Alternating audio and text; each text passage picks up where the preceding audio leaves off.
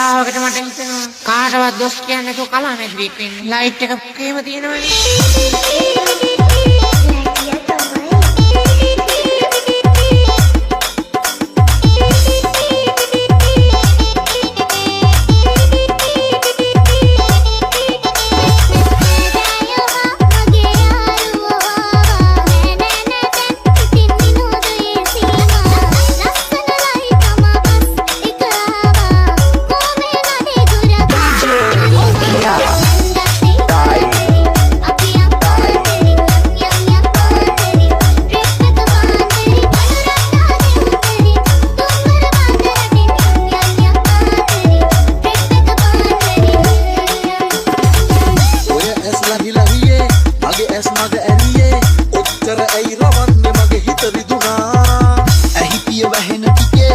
තාලෙට නිකම වැනේ මෙච්චර ඇයි වනන්නේ පිස්සුම හැදුනා